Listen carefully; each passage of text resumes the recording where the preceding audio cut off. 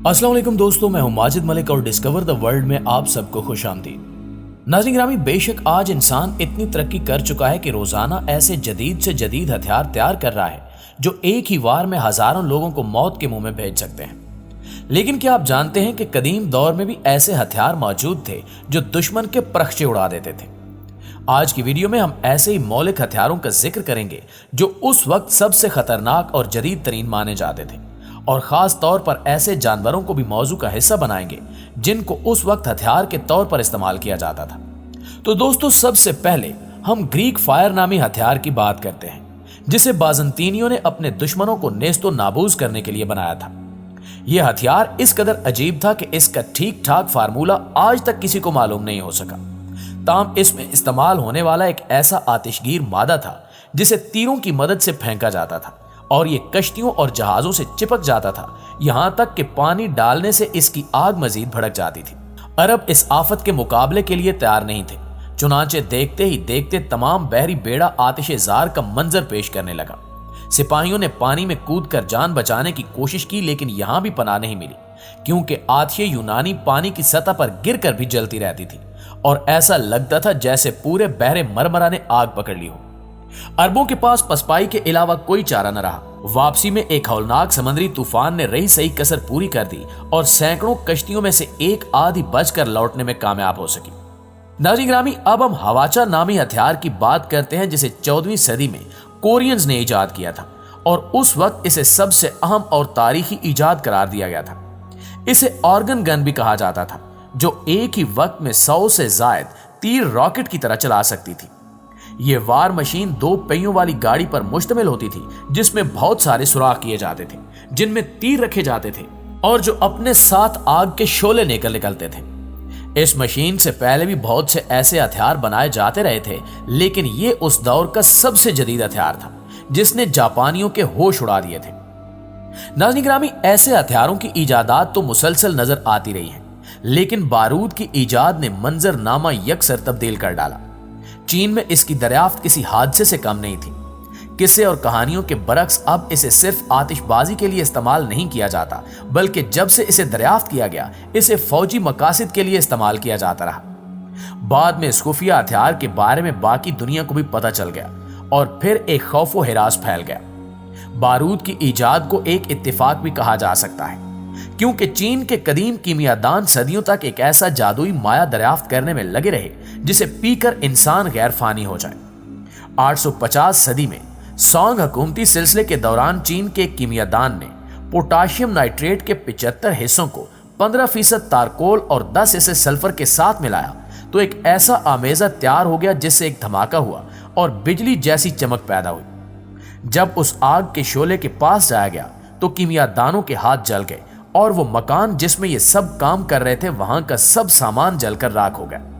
बड़ी मुश्किल से उस कीमियादान की जान बची, लेकिन उस आमेजे की तबाहकारियों ने उसे चौंका कर रख दिया।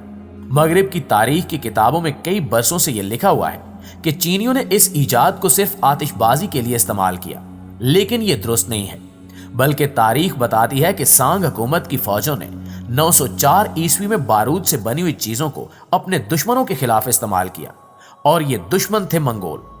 इन हथियारों में उड़ती हुई आग, एक तीर जिसके साथ बारूद की चलती हुई ट्यूब थी, शामिल थे। उड़ती हुई आग के तीर छोटे राकेटों की मानंद थे जो खौफ और दहशत की अलामत बन गए, जिससे यह लगता था कि यह कोई हैबतनाक जादू है जिससे मुखालिफ कुव्वत नबुर्द आजमा है, और इसकी ताकत बारूद था। सांग दौर में बारूद मजीद जिन मकासद के लिए इस्तेमाल किया जाता था, उनमें इब्तिदाई दौर के हैंड ग्रेनेड्स, जहरीली गैस के शेल और बारूदी सुरंगें शामिल हैं।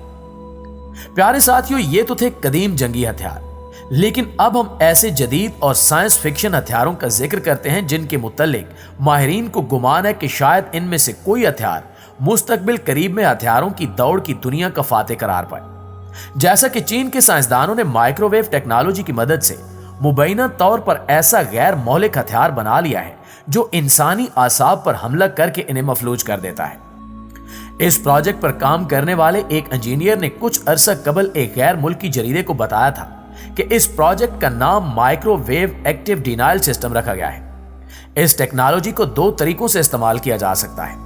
اس کا پہلا استعمال صرف ایک شخص کے مخصوص جسمانی حصے پر کیا جا سکتا ہے اور دوسرا یہ کہ اس کا نشانہ وسیع آبادی کو بھی بنایا جا سکتا ہے۔ چین کے محققین کے مطابق اس ہتھیار سے انسان کو کسی بھی قسم کا کوئی زخم یا کوئی تکلیف محسوس نہیں ہوتی، بس یہ تھوڑی دیر کے لیے متاثرہ شخص کے ذہن کو معاف کر دیتا ہے۔ یہ نظام کسی بھی گاڑی میں نصب ہو سکتا ہے اور اس ہتھیار کو ممکنہ طور پر مقامی پولیس اور چین کے ساحلی گارڈ استعمال کریں گے۔ ان کے مطابق یہ ٹیکنالوجی زمینی اور بحری کارروائیوں کے لیے مساوی طور پر کارآمد ہے، اور دلچسپ بات یہ ہے کہ چین اس سے قبل 2014 میں اس ٹیکنالوجی کے تحت پولی W1 نام کا میزائل بنا چکا ہے۔ راکٹوں سے داغے جانے والے یہ اعصاب شکن ہتھیار بلا تفریق فوجیوں اور عام شہریوں کو ہزاروں کی تعداد میں متاثر کر سکتے ہیں۔ تاہم روس نے بھی سرن VX یا نوویچوک جیسے خفیہ اعصاب شکن ہتھیار بنانے میں خاطر خواہ کامیابی حاصل کر لی ہے۔ کہا جاتا ہے کہ روس میں بنایا گیا یہ اعصاب شکن ہتھیار چند برس قبل برطانیہ میں ایک خفیہ جاسوس سرگئی اسکرپل اور ان کی بیٹی یولیا کے خلاف استعمال کیا گیا تھا، لیکن روس کا موقف ہے کہ یہ صرف ایک الزام ہے اور اس کی جانب سے ابھی تک کسی بھی اعصاب شکن ہتھیار کا عملی استعمال نہیں کیا گیا۔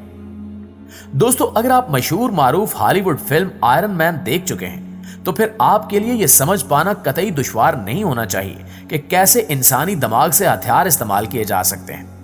یعنی انسانی دماغ کو کسی بھی ہتھیار، گاڑی، جہاز اور میزائل کے ساتھ منسلک کر کے انہیں سوچ اور خیال کی مدد سے روبوٹ کی مانند استعمال کیا جا سکتا ہے۔ دماغ سے چلنے والے ہتھیار کا حصول انسان کا برسوں پرانا خواب رہا ہے، مگر دور جدید میں ہونے والی سائنسی پیش رفت سے یہ خواب حقیقت کا روپ دھار چکا ہے، اور امریکہ، روس اور چین سمیت کئی ممالک مختلف ہتھیاروں کو دماغ سے استعمال کرنے میں کامیابی حاصل کر چکے ہیں۔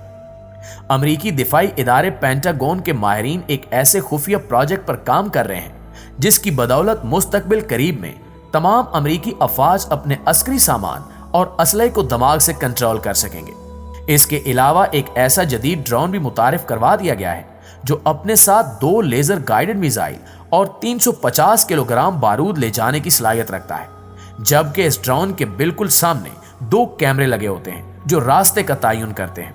ڈرون کے دونوں پروں کے درمیان نیچے کی جانب ایک کیمرہ ہوتا ہے جو ڈرون کو زمین پر موجود ہدف بالکل صاف صاف دیکھنے کی صلاحیت مہیا کرتا ہے۔ اس کے علاوہ یہ ڈرون اپنے ہدف کو بہت قریب سے اور دور سے کر کے بھی دیکھ سکتا ہے۔ اس میں بیم لیزر نصب ہوتی ہے جو کہ نشانہ ٹھیک باندھ کر میزائل کو ٹارگٹ کی جانب روانہ کرتی ہے۔ ڈرون کو ریڈار سسٹم سے شناخت کرنا مشکل ہوتا ہے کیونکہ اس کی رفتار انتہائی تیز ہوتی ہے، لیکن اس میں ایسا سسٹم نصب کیا گیا ہے جس کی وجہ سے اسے ٹارگٹ شناخت کرنے میں کوئی مشکل پیش نہیں آتی۔